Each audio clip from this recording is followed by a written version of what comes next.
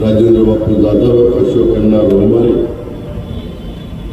राजेश आबा परजणे, नितीनराव अवताडे, कपिलजी पवार, विजयरावजी वहाडणे, रवी काका बोरावके, शाहदत्त सिंगर, अनिताताई कालकर, चैताली काळे, शंकरराव चव्हाण,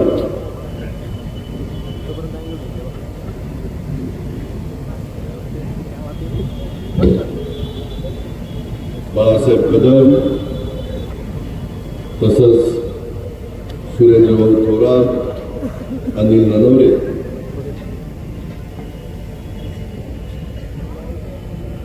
नारायणराव मांजरे, ज्ञानदेवराव मांजरे, सतीश कृष्णानी, पद्माकांतजी पिदळे, धनंजयजी जाधव, कृष्णा राव, सुनीलजी बोंगले, डॉक्टर अजयजी गर्जे, मेहमूदजी सय्यद, फकीर मामू कुरेशी, उत्तमजी पवार, धनंजयजी दनवडे, विजयजी त्रिभुवन, डॉक्टर मच्छिंद्र बर्डे, चंद्रशेखरजी कुलकर्णी, संतोषजी चवणके, सचिन मुरगुले, बाबासाहेबजी खोते, मनीषजी गाडे, दत्तात्रयजी काळे, ज्यांनी आता आपल्या सर्वांच्या साक्षीनं आशुतोष काळेंना पाठिंबा दिला ते आमचे वंचित बहुजन पार्टीचे उमेदवार शकील बाबूभाई चोपदार, माझ्या कोपरगाव परिसरामध्ये शहरात आणि ग्रामीण भागात आलेले तमाम माझे मतदार बंधू भगिनी, पत्रकार मित्र, सर्व महायुतीचे घटक पक्षांचे सन्माननीय आजी माजी पदाधिकारी, जमलेल्या माझ्या तरुण मित्रांनो, मला थोडासा बाकीच्यांनाही भाषणं करायची होती, परंतु आज देशाचे पंतप्रधानांची सभा मुंबईला आहे आणि त्याच्या निमित्तानं मला तिथं पोहोचायचं. मी तुमचं भाषण झालं तिकडं निघून जाणार. आज इथं मी येत असताना नेहमीच माझ्या मनामध्ये येतं की जगाला श्रद्धा आणि सबुरीचा संदेश देणाऱ्या शिर्डीच्या साईबाबांच्या चरणी नतमस्तक होतो आहे. राज्यकारभाराचा प्रशासकीय गुणवैशिष्ट्यांचा आदर्श निर्माण करणाऱ्या आपल्या अहिल्यानगरच्या जामखेड परिसरामध्ये पुण्यश्लोक अहिल्यादेवी होळकर यांच्या कार्याचं देखील मी स्मरण करतो, त्यांना अभिवादन करतो. या निमित्तानं या परिसरातले भाग्यविधाते कर्मवीर शंकरराव काळे साहेबांच्या स्मृतीला देखील मी अभिवादन करतो. तसंच सहकार मंत्री शंकरराव कोल्हे साहेबांच्या स्मृतीला देखील मी अभिवादन करतो. तसंच स्वर्गीय नासा फरांदे सर माजी आमदार यांच्याही स्मृतीला अभिवादन करतो. स्वर्गीय के.बी.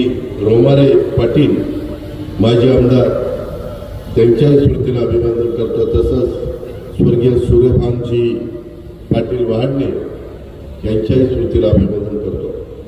मित्रांनो, काळाच्या नियतीच्या पुढे तुमचं माझं काही चालत नसतं. अशा प्रकारची आपल्याला हव्याशी वाटणारी माणसं ही त्या ठिकाणी आपल्यातनं निघून जातात. त्यांची आठवण करणं, त्यांचं स्मरण करणं, त्यांच्या विचारांनी आपण पुढे जाणं हेच खऱ्या अर्थाने आपल्या सगळ्यांचं काम असतं आणि या लोकांना तीच खऱ्या अर्थाने श्रद्धांजली असते. मी अनेकदा कोपरगावच्या परिसरामध्ये आलो. आपण पाठीमागच्या काळामध्ये आशुतोष काळेंच्या रूपाने कोपरगावला एक तरुण, तडफदार, उच्च शिक्षित, चांगलं विजन असलेला लोकप्रतिनिधी त्या ठिकाणी दिला. राज्याच्या विधिमंडळात देखील एक धडाडीचा तरुण आमदार या नात्याने आशुतोषनं आपल्या कामाचा चांगला ठसा उमटवलेला मी पाहिला. याचा मला आनंद आहे, ह्याचा मला अभिमान देखील आहे. त्याच्यामध्ये अहिल्यानगर आता ह्या जिल्ह्याचं नाव झालेलं आहे. राजकीय, सामाजिक, शैक्षणिक, सहकार चळवळीच्या दृष्टीनं अत्यंत जागृत असा प्रकारचा जिल्हा. मला या जिल्ह्याबद्दल आपुलकी प्रेम जिव्हाळा आहे, कारण माझा आजो रावरी तालुक्यामध्ये देवळाली प्रवराला आहे. त्याच्यामुळे माझं लहानपण अनेकदा सुट्टीचे दिवस मी त्या जिल्ह्यामध्ये घालवलेले. कर्मवीर शंकरराव काळे साहेबांनी देखील त्याच्यामध्ये फार मोठं योगदान दिलं. या राज्याने देशाला आणि राज्याला खूप मोठी मोठी रत्न दिली. त्याच्यामध्ये स्वर्गीय अण्णासाहेब शिंदेंचं पण नाव आपल्याला घेता येईल. अनेक मान्यवरांची नावं त्या ठिकाणी घेता येतील.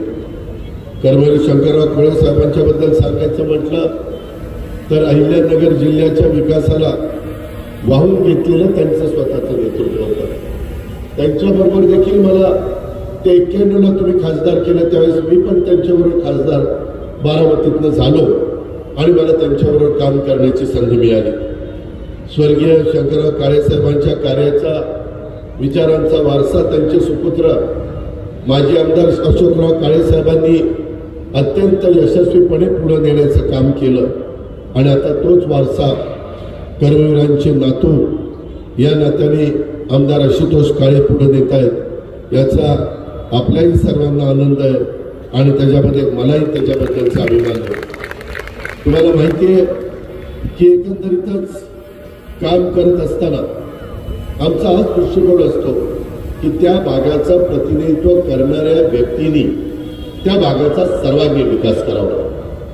तुम्ही मागच्या वेळेस मी नेहमी ती खंत म्हणून दाखवतो. तुम्ही सगळ्यांनी मागच्या निवडणुकीमध्ये आशुतोषला 850 मतांनी निवडून दिलं.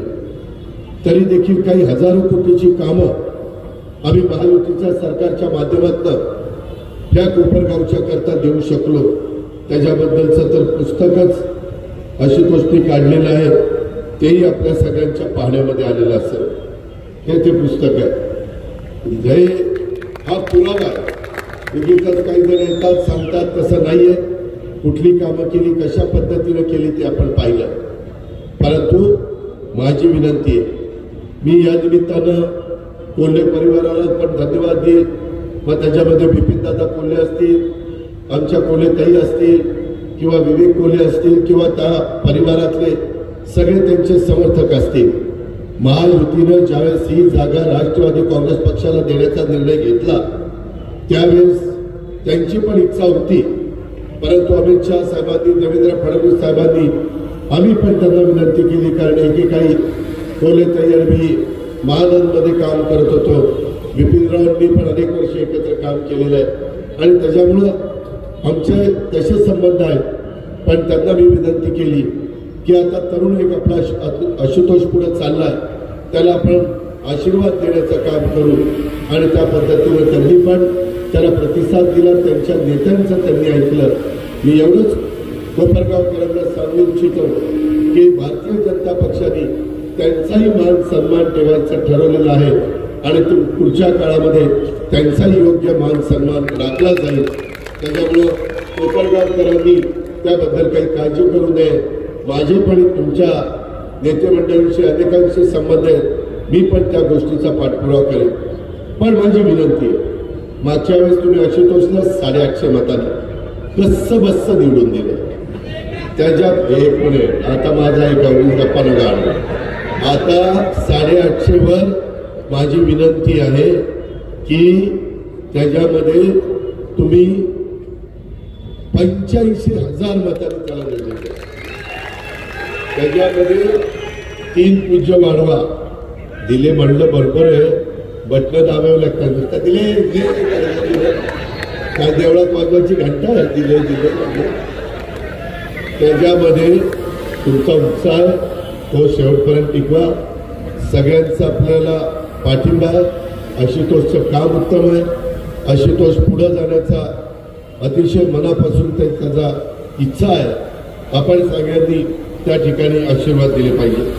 आपण जे काही करतो ते खरं तर मी माझ्या राष्ट्रवादी काँग्रेस पक्षाच्या कार्यकर्त्यांना नेहमी सांगत असतो. अनेक आमदार मग त्याच्यामध्ये मागं वैभव पिचड केले, आता डॉक्टर लामटे केले, मागं नितीन दणके केले, त्याच्यामध्ये संग्राम जगताप केले, त्याच्यामध्ये प्राजक्त तनपुरे केले. खूप आमदारांना राहुल जगतापांना आपण संधी दिली. अनेक आमदारांना तरुणांना संधी देण्याचं काम आशुतोष सहित आपण सगळ्यांना केलं. त्या जिल्ह्यामध्ये देखील केलं. आता देखील मी तशाच पद्धतीचा काही बाबतीमध्ये विचार केलेला आहे. आपण जे काही करतो ते मायबाप जनतेच्या करता करतो. आम्ही शेवटी एक बांधिलकी घेऊन आलेलो आहे. सामाजिक बांधिलकी डोळ्यासमोर ठेवून सर्वसामान्यांचे प्रश्न सोडवायचे. त्यांच्यासाठी वेळ द्यायचा आणि त्यांचे प्रश्न सोडवणं हे आपलं कर्तव्य आहे. त्यामुळं आजवर मी नेहमीच कर्तबगार माणसांच्या पाठीशी उभं राहण्याचा प्रयत्न केलेला आहे. ओठात एक आणि पोटात एक हे मला कधीच जमलेलं नाही आणि जमणार पण नाही. माझं बोलणं नेहमीच सडेतोड असतं हे संपूर्ण राज्याने अनेकदा पाहिलेलं आहे. कधी कधी मला त्याची किंमत पण मोजावी लागली. त्याच्या संदर्भामध्ये शेवटी कुठला आपल्या बोलण्यातनं समाज दुखवता कामा नये. आपल्या सगळ्यांच्या मध्ये जातीय सलोखा राहिला पाहिजे.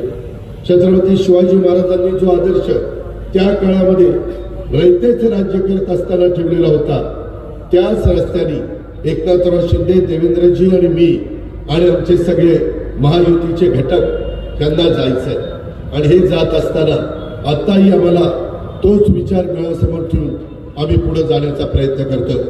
आशुतोषला मला तुमच्या सगळ्यांच्या साक्षीनं सांगायचंय, मला नेहमी अशी माणसं आवडतात जे स्वतःसाठी नाही तर समाजाच्या करता मागत असतात. तू देखील आजवर स्वतःच्यासाठी काही मागितलं नाही. जे काही मागतो ते इथल्या जनतेच्या करता मागतो, कोपरगावकरांच्या करता मागतो, सर्व घटकांच्या करता मागतो. आजवर तू माझ्याकडे आला, मला पोलीस स्टेशनची इमारत द्या, मला पोलिसांच्या करता कर्मचारी वसाहतीसाठी निधी द्या. मी त्यामध्ये तुला 5 नंबर साठवण तलावाची लोकवर्गणी माफ करून त्या ठिकाणी तू मागितली. तू मंजूर बंधाऱ्याच्या दुरुस्तीसाठी माझ्याकडनं निधी मागितला. तो प्रत्येक गोष्ट मी एक तरुण आमदार या नात्याने देण्याचा प्रयत्न त्या ठिकाणी केला. तू वीर महाराणा प्रताप व भगवान एकलव्य यांच्या स्मारकासाठी देखील निधी मागितला. मी तो दिला. हे सर्व जनतेच्यासाठी तू मागितलं. त्यामुळं तू माझ्याकडे जे जे मागितलं ते देण्याचा मनापासूनचा प्रयत्न मी, आमच्या महायुतीच्या सरकारने, आमच्या सहकारी मंत्र्यांनी सगळ्यांनी मिळून त्या ठिकाणी दिला आणि त्याचे एक प्रकारचे हट्ट मी त्या ठिकाणी पुरवण्याचा प्रयत्न केला. तुझ्या विकासासाठी ज्या काही संकल्पना आज तू बोलून दाखवल्या ते तुझं वाचन मी बारकाईने ऐकत होतो. त्या सर्व संकल्पना सत्यात उतरवण्यासाठी आज या उपस्थित जनसागराच्या साक्षीनं पुन्हा एकदा मी त्या ठिकाणी सांगू इच्छितो, या पुढील काळात देखील या कोपरगाव मतदारसंघाच्या विकासासाठी जे काही आशुतोष माझ्याकडे हट्ट करेल तो मी पूर्ण करेन. तुला कधी मी त्याच्याकरता निधी कमी पडू देणार नाही.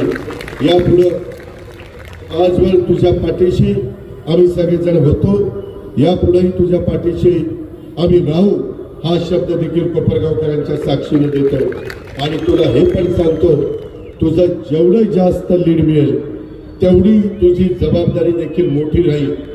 जेवढं कोपरगावकर तुम्ही लीड द्याल तेवढा जास्तीचा निधी देण्याचा दावा हा अजितदादा तुमच्या देखत करतो. हे पण मी तुम्हाला सगळ्यांना सांगतो. शेवटी आज सिन्नर तालुक्यामध्ये जाऊन बघा, तिथं माणिकराव कोकाटेंना मी किती निधी दिला, अनेकांनी दिला. आम्ही उपकार केले नाही, आम्ही आमची जबाबदारी पार पाडली. आम्ही आमच्या शेवटच्या माणसाला मदत करण्याची भूमिका त्या ठिकाणी घेतली. रस्त्याचे प्रश्न असतील, पाण्याचे प्रश्न असतील, त्याही संदर्भात मगाशी आशुतोष सांगत होता. मित्रांनो, त्याबद्दल तुम्ही काही काळजी करू नका. ह्या संदर्भामध्ये देखील आपलं पश्चिमेकडे पडणारं पावसाचं पाणी समुद्राला वाहून जातं, ते आपण आता इकडे वळवतोय. ते माझ्या नाशिक जिल्ह्यातला धरणा, ते माझ्या नगर जिल्ह्याला ज्या फायदा करणारी धरणं आहे त्या धरणामध्ये आणण्याचा आमचा प्रयत्न आहे. त्याचा उल्लेख आशुतोषने मगाशी केला. 85,000 कोटी रुपयाची योजना. हे काही येड्यागामाळ्याचं काम नाही, हा पोरखेळ नाही. एवढी मोठी रक्कम कोपरगावकर म्हणतील कशी आणणार?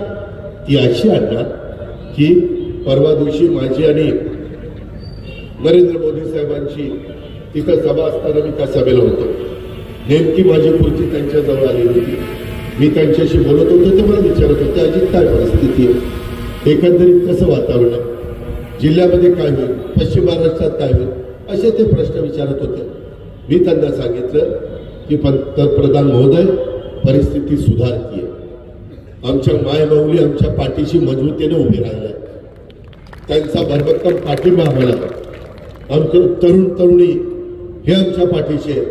आमचा शेतकरी समाज आहे. आम्ही सगळ्या घटकाला बरोबर घेऊन चाललो.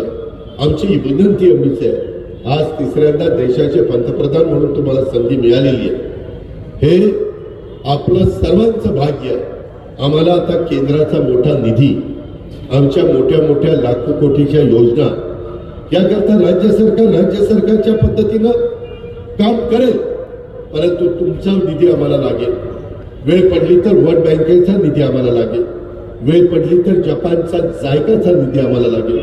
कमी व्याजाने पैसे ते मिळतात, 0.5% 1% व्याजाने तिथं मिळतात, परंतु ही कामं ही करायची. आता लोकांना पाण्याचं महत्व कळलेलं आहे. पाण्यापायी राज्यात देशात भांडणं होत आहे, जिल्ह्यात तालुक्यात भांडणं होत आहे. आमच्या शेतकऱ्यांच्या बांधावर भांडणं होतात. एवढं पाण्याचं महत्व. आणि मी सांगायला नको, माझ्या नगर जिल्ह्याला तर पाण्याचं महत्व फार माहिती आहे. निळवंडे जवळपास 5 दशक कितीतरी निवडणुका आल्या आणि गेल्या. पुढारी यायचे, निळवंड्याचा नारळ फोडायचे, निळवंडे काही व्हायचं नाही आणि नारळ फोडून त्या ठिकाणी जायचे. परंतु आता निळवंडे झालेलं आहे. आता हे निळवंडे झालेलं असल्यामुळं आपल्याला त्या बाबतीमध्ये थोडं बहुत तरी की समाधान त्या ठिकाणी मिळालेलं आहे. त्याच्यामध्ये आपल्याला कालव्याच्या चाऱ्या असतील, बाकीचे त्या ठिकाणी प्रश्न असतील, ते सोडवण्याचं काम करायचं आहे. आणि म्हणून माझी तुम्हाला सगळ्यांना कोपरगावकरांना विनंती आहे, जो 5 दशकापासून प्रलंबित असलेला प्रश्न, ह्या आता निळवंडे धरणाच्या कालव्याचं पाणी सोडण्याची चाचणी आपण गेल्या वर्षी घेतली. तब्बल इतके वर्ष प्रलंबित असणारा हा प्रश्न मार्गी लागला. या धरणामुळं माझ्या अहिल्यानगरचा दुष्काळ भागातील पाण्याची टंचाई दूर होण्याला मदत होणार आहे. अहिल्यानगर जिल्ह्यातले अकोले, संगमनेर, राहता, राहुरी, कोपरगाव या तालुक्याला देखील आपल्याला या धरणाचा फायदा होणार आहे. नाशिक जिल्ह्यातल्या 182 गावांना निळवंड धरणाचं वरदान ठरणार आहे. त्याच्यामध्ये हजारो हेक्टर जमीन आपण ओलिताखाली आणण्याचा प्रयत्न त्या ठिकाणी करतोय. एकंदरीतच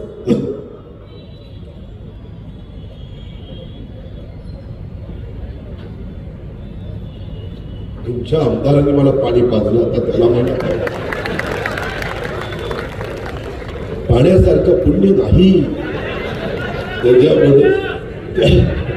त्यामध्ये आपल्याला या धरणाचं काम पूर्ण झाल्यानंतर नाशिक ते अहिल्यानगर या दरम्यानच्या 1,200 गावांना पिण्याचं पाणी त्या ठिकाणी मिळणार आहे. कोपरगावकरांना आम्ही कामाची माणसं. तुम्ही माझी भाषणं ऐका.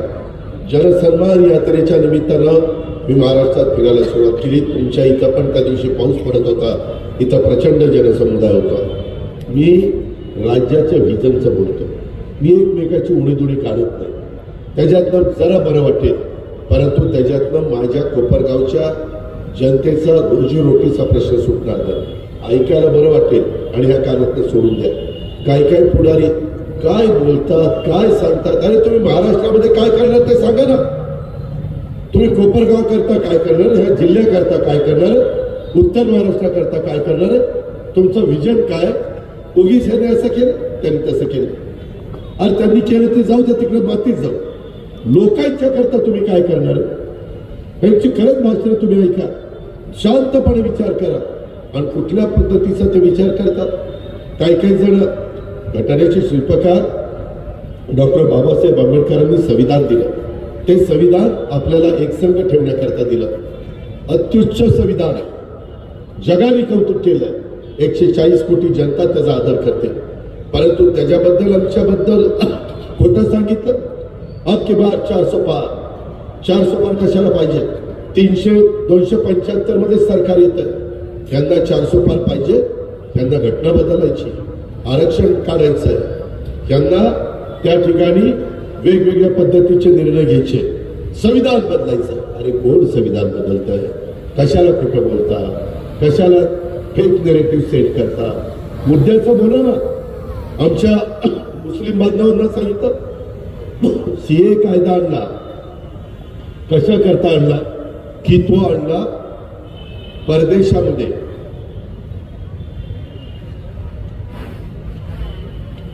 जे भारतीय स्थायिक झाले, सिटिझनशिप घेतली. अनेक जण कोपरगावचे पण काही जण असतील. ते तिथं गेले, परंतु तिथं अस्थिरता निर्माण झाली. Ukraine, Russia, Palestine, Israel, Sri Lanka, Bangladesh इथं झाली तशी. त्यावेळेस त्या भारतीयांना परत यायचं, कायद्यामध्ये तरतूद नव्हती. कायदा करताना असा विचार केला गेला नाही की आपली लोक परदेशात जातील आणि काहीतरी प्रसंग असा येईल पुन्हा त्यांना मायदेशी यावंसं वाटेल, त्याच्याकरता सीए कायदा आणला. त्यांच्या डोक्यात काय घातलं माहिती, मुस्लिम समाजाच्या डोक्यात घातलं. आणि तुला माहिती का सीए कायदा कशाला आणला? आता की बार 400 पार झाल्यावर हे हिंदू राष्ट्र जाहीर करायचंय आणि फक्त हिंदूंनाच मताचा अधिकार द्यायचा, बाकीच्यांना अधिकार नाही. अरे काय कुणाच्या सुपीत डोक्यातली कल्पना विकतात, काय खोटं बोलता, कसं बोलता. आणि म्हणले आता तुम्हाला सगळ्यांना गोळा करणार आणि पाकिस्तानला बांगलादेशला पाठवून देणार. अरे कोण पाठवणार आहे? कशाला खोटं बोलता? आणि त्याच्यामध्ये कधी कधी काहींना खरं वाटतं, त्याची किंमत आम्हाला मोजावी लागती. ही पण गोष्ट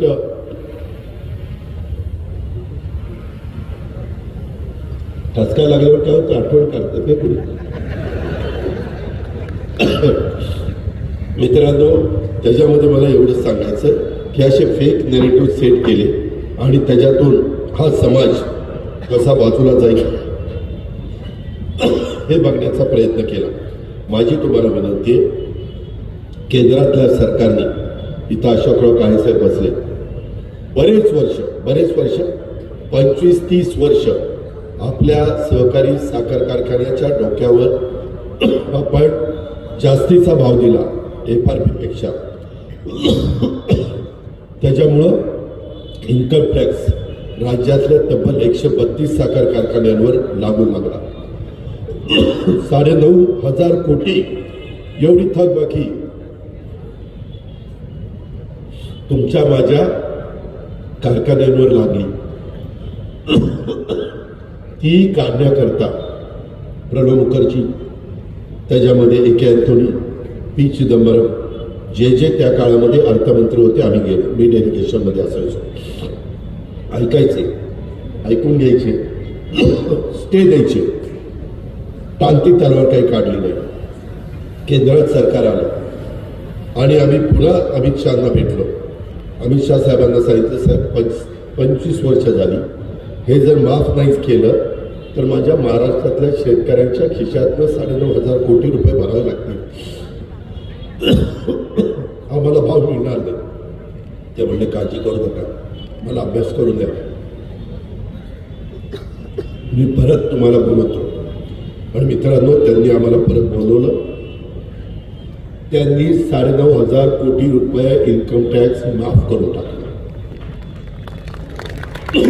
कुणाला जमलं नाही, काँग्रेसच्या राजवटीत एकालाही जमलं नाही, नुसता माफ नाही केला.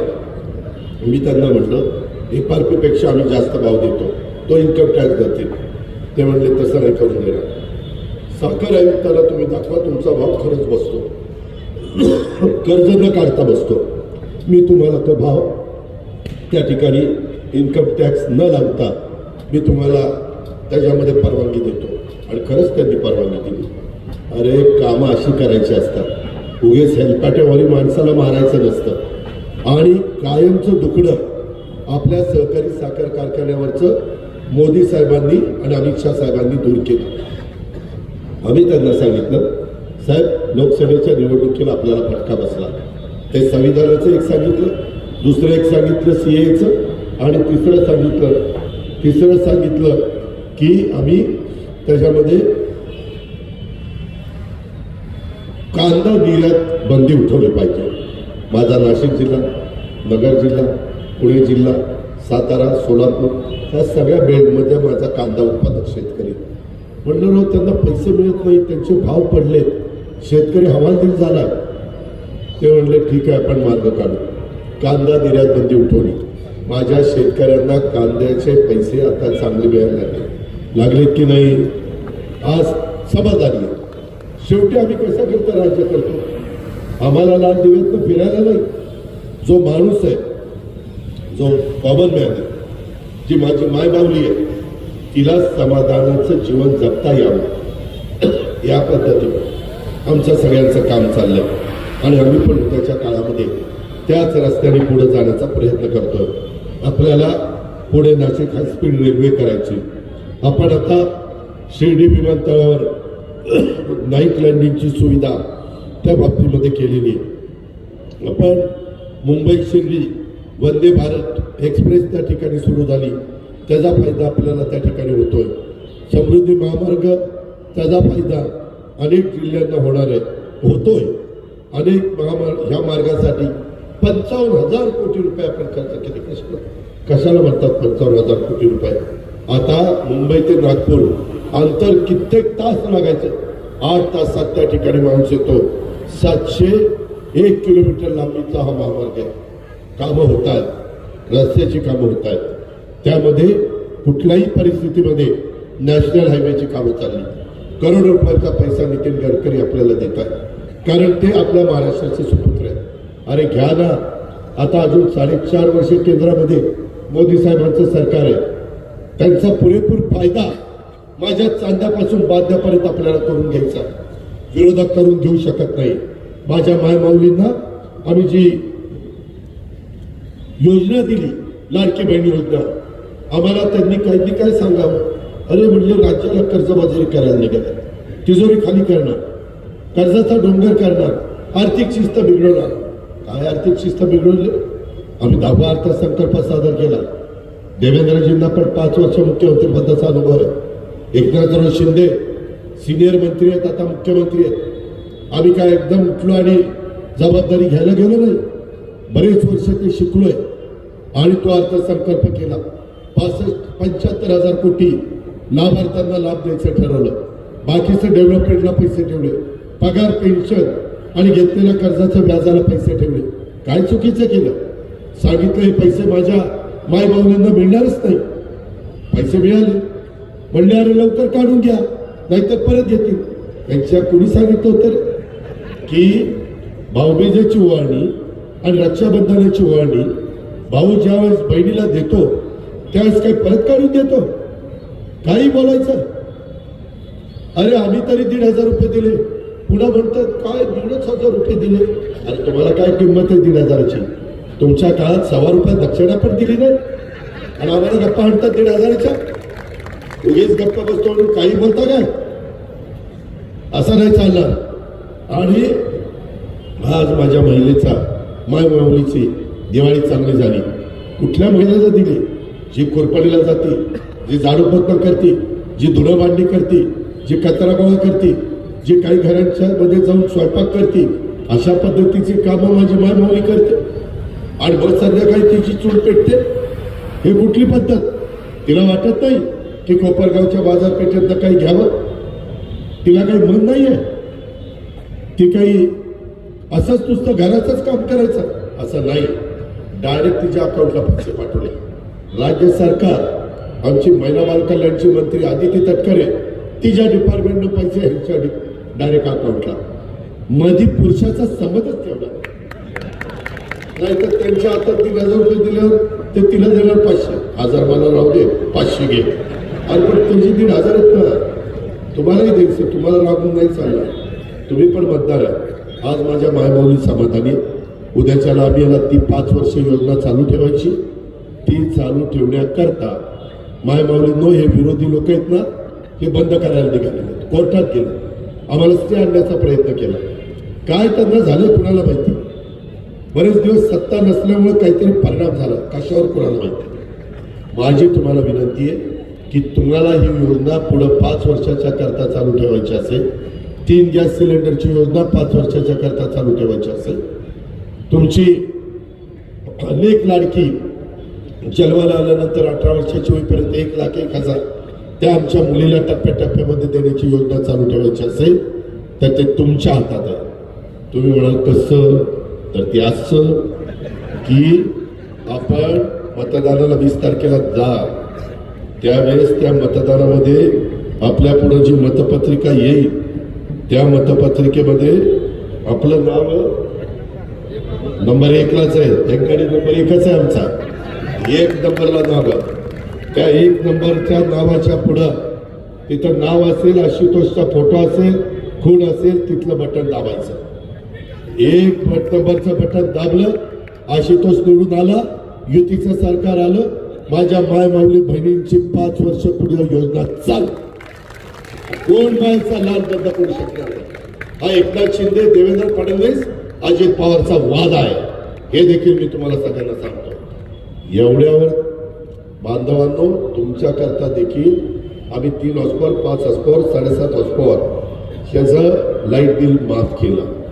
विरोधक काय सांगतात, अरे मागचं काय, मागचं देतील पुन्हा बिल. मागचं देणार नाही. आम्ही शब्दाचे पक्के आहोत, आपली वचनपूर्ती करणारे आहोत. 15,000 कोटी रुपये आम्ही आमच्या शेतकऱ्यांच्या करता दिले, काही बिघडत नाही.